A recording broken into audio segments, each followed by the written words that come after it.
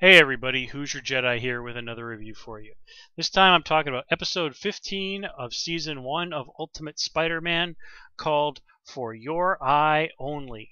And as you probably guessed from watching this episode is basically a big riff on classic James Bond movies with a few references to other things from that genre in there.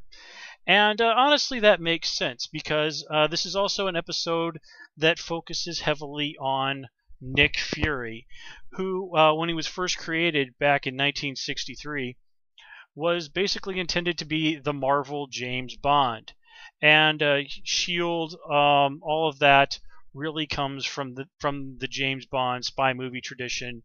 Now, of course, the folks who created Nick Fury and Shield and all those talented guys at Marvel back in the 60s, they really just kind of went whole hog with that, really kind of set the standard for incorporating super spies into a superhero universe. So this episode draws from both of those traditions. And honestly, I'll give this episode an overall of being pretty decent. There are some flaws, there are some things I don't like about it, but overall, it's a pretty solid episode, and actually a little bit better than what we're used to in this series. So anyway, getting into it, we see the opening credits and all that, a big riff on the classic James Bond movie credits, with Peter taking a moment to refer to himself as an international man of mystery, in reference, of course, to the Austin Powers movies, which in and of themselves were just basically Mike Myers riffing on the whole Bond movie genre anyway. So, that was very well done. There are a lot of big nods to the various Bond movies here. For a while, when I was in junior high school, I ended up getting my hands on a bunch of copies of something like a bunch of the original Bond novels written by Bond's creator Ian Fleming, and I read those. There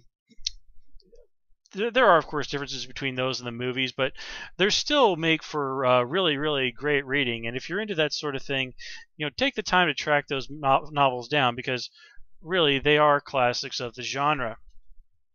Now, in this episode, we're also introduced to the villainous organization of Zodiac. And Zodiac is one of those super villain organizations in the Marvel Universe that I really have a very hard time forming an opinion of, for the simple reason that every single time that we seem to see them, it seems to be a new group of people doing new things for their own various different reasons. I mean, I've seen Zodiac doing everything from going after like Quebec separatism to just, general super crime in the comics. And then, of course, there was the version of Zodiac we saw in the Iron Man anime, which honestly I just thought were definitely up there on the whole chart of ridiculous interpretations of Marvel's supervillains and other characters in general. Definitely not one of their better interpretations in my book. Here in the show, they're played much more straight, much more like just some generic villainous organization like Spectre or whatever that you would see in the Bond movies, although with a little bit of cheerleading thrown in with their tendency to form Z's. Honestly, I think they were kind of going for a bit of a riff on the other major Marvel villain organization, Hydra, here. But Hydra don't really have a huge amount of personality either, beyond their big battle cry of, cut off one head and two more shall take its place. So I guess that's what the Z was an attempt at, but this being a lighthearted series, it looked ridiculous, but of course we weren't meant to take it seriously in the first place. Now, in terms of costumes, this interpretation of Zodiac seems to be fairly reasonable. Again, they're drawing very heavily, I think, on the tradition and look of Hydra, but rather than the uniform look of Hydra, of course, they have the characters going along the lines of the 12 animals of the Western Zodiac, and that their masks and uniforms, in addition to having a little bit of the animal motif, will also contain the astrological symbols for those constellations and whatnot. I'm sorry, constellations, planets. Geez, what's wrong with me? I gotta say though, I feel sorry for whoever it is that has to have the symbol for Leo on their uniform, because if you're not familiar with it, the symbol for Leo is the one that kind of looks like honestly, it looks like a very simplistic stick figure drawing of a sperm cell. Yeah, I'm just gonna leave it at that. Yeah, it's all classy jokes here, folks. All classy. But anyway, let's talk about some of the positive. Oh wait, before I continue on with that, let's talk a little bit more about the Hydra. I'm sorry, the Zodiac uniforms. Okay, now the luchador masks thing. Okay, it's a little ridiculous, but it's within the realm of believability. But then later on, we see that these guys are walking around not just wearing the luchador mask; they're having these big Disneyland-esque animal heads on.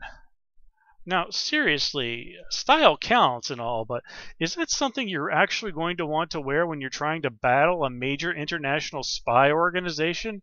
I mean, that's got to play absolute hell with your peripheral vision, which we even see in this episode when Spidey starts screwing with the one guy in the lion head costume.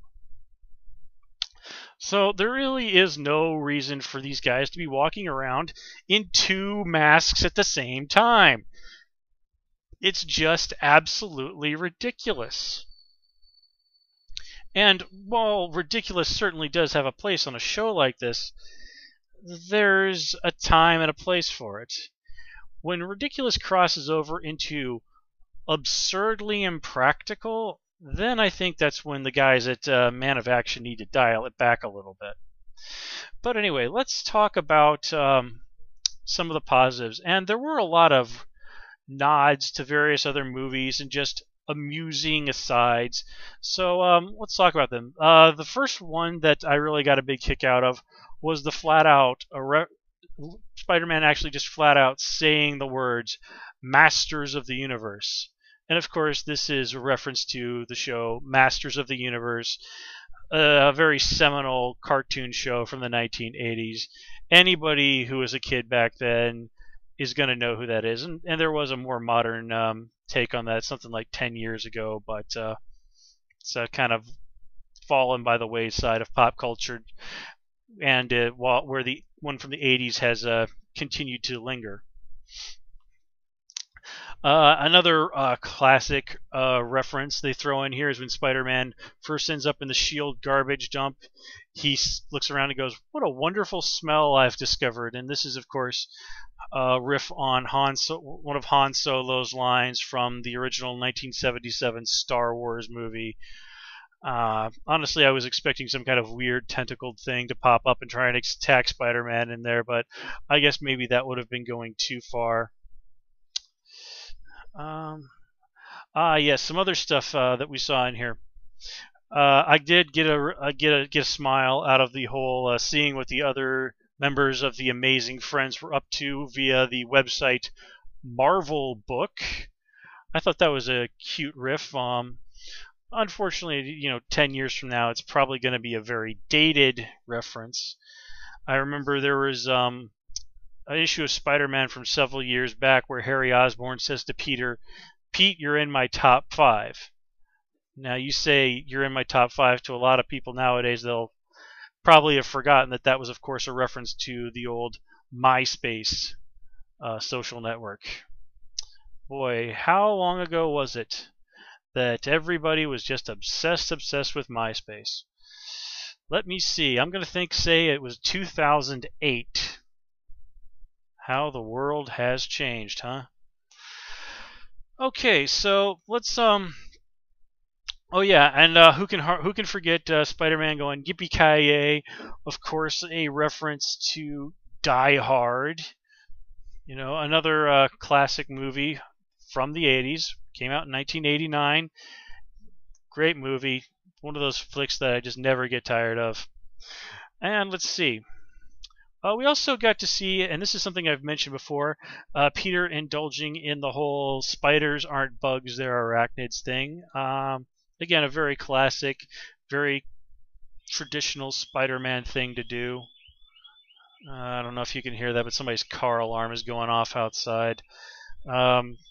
Let's just try to ignore it. Hopefully it'll stop soon. But anyway, the big thing here, though, is of course. Oh yeah, and I guess as long as we're talking about references, let's kind of clear the deck of those.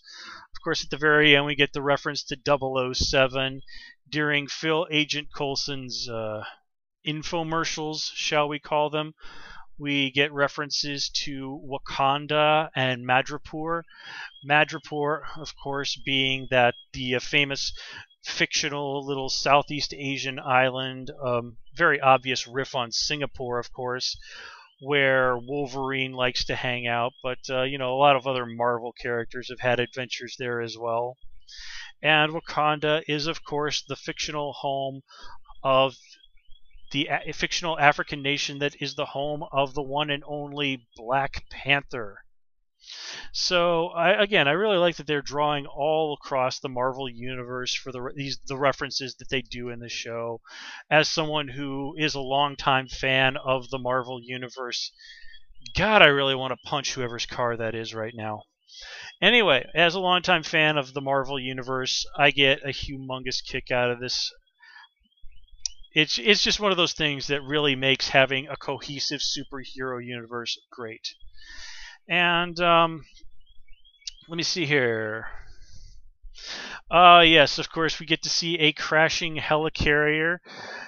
Sure enough, whenever Marvel wants to say that somebody or something is a humongous threat, one of the traditional things that they do is have said person or whatever go out and destroy a helicarrier.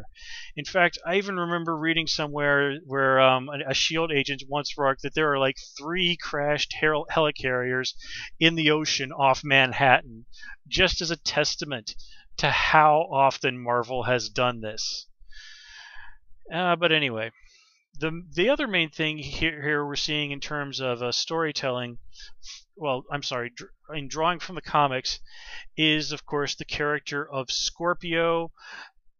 It is just like in the comics, he is Nick Fury's brother, Max Fury.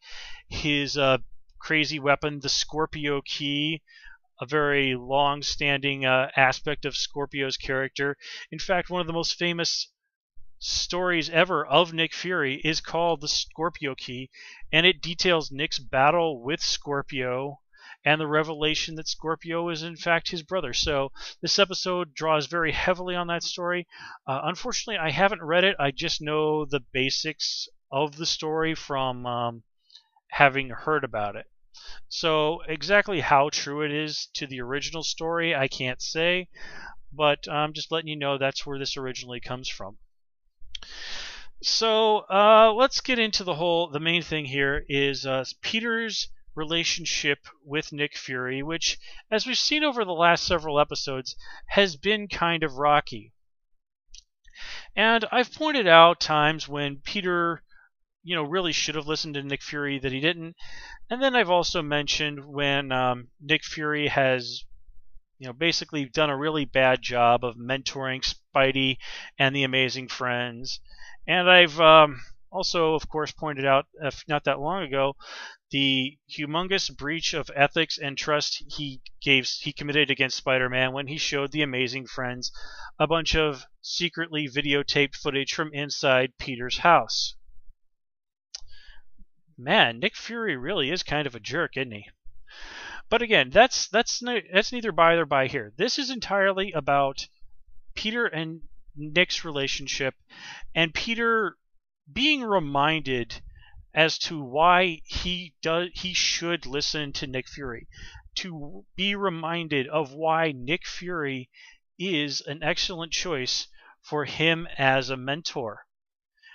And after everything we've seen in this series so far, the friction between those two, in terms of storytelling, I think this was something that was needed.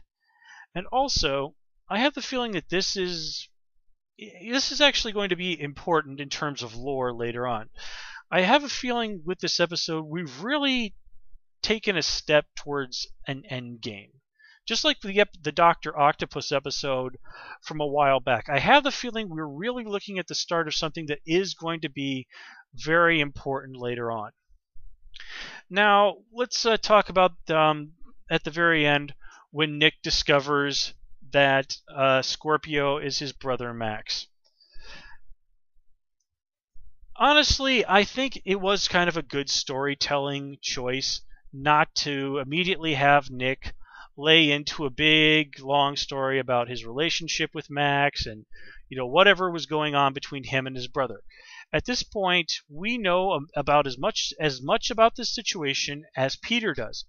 And since Peter is the character from whom the show is essentially told from his point of view, I mean, a lot of the show is him talking to us, the viewer, it makes sense for us to go that way. Now, and it also, of course, makes sense emotionally as to why, after such an emotional punch in the gut, Nick Fury is quite simply not in the mood to share whatever is going on between him and his brother with Peter. While he does have respect for Peter, well, theoretically he does have respect for Peter. I'm still not so sure after the whole hidden camera thing, but let's proceed on the assumption that he does have some sort of respect for Peter, or at the very least that Peter earned a real amount of respect from helping Nick take down Scorpio and Zodiac in this episode. It's still not, their relationship is still not at a place where Nick would feel comfortable sharing that, and honestly, we can probably easy guess that whatever is going on with Max is probably that whole S.H.I.E.L.D. need to know, blah, blah, blah, blah, blah. I mean, dollars to donuts, I bet you that comes up later on in the season. And speaking of which, I'm honestly hoping that next episode we get to see some sort of reaction to this information from the Amazing Friends, especially White Tiger. I mean, given what a humongous S.H.I.E.L.D. fangirl she is, finding out that one of an extremely dangerous bad guy is Nick Fury's brother, well, that would certainly be certainly put a little bit of tarnish on Nick Fury for her, which of course would be honestly an interesting thing to happen to her character. But given the nature of what we've seen of this show so far, I'd actually be really surprised if they were willing to go into something with that level of depth. And oh yeah, why exactly is Peter surprised that Nick Fury's full given name is Nicholas? Is there some other short version of a name that adds up to Nick that I'm forgetting? Well, okay, like Nicodemus or something like that, I guess. But seriously, what did you expect his actual given name to be, Peter? Anyway, before I wrap this up, I want to talk about the fella who played Scorpio in this episode, and this is Phil Morris. Very well established voice actor and a guy with absolutely more than a little bit of history with superheroes. He is the voice of Saint Walker over on Green Lantern, the animated series, a show I've done more than a few reviews of. And he was also John Jones, or John Janaz, however you want to say it, the Martian Manhunter on Smallville. So, his choice to bring him in to play Scorpio, very good one. He certainly does a very nice job. I'm certainly interested to see Scorpio come back and learn more about what's going on between him and Nick Fury. And honestly, just to see a little bit more of Nick Fury going out there and kicking butt. That was some really nice action this episode. And I have to say, the scenes of Spider-Man climbing the skyscraper to get on the helicarrier and his fight with the Hydra goons, the Zodiac goons, after immediately arriving on the helicarrier, that was some beautifully animated stuff. I really enjoyed that. For all the flaws of the show, it sometimes does have some genuinely astonishingly good animation at times. So let's see. I think that covers everything that I had to say about this episode. So again, overall, I would definitely put this episode firmly in the realm of good and certainly above average. This is definitely one that's worth watching. So, with that said, everybody, as always, please comment, rate, and subscribe. You can, of course, follow me on Twitter at Hoosier Jedi. And until next time, take care and have a good one.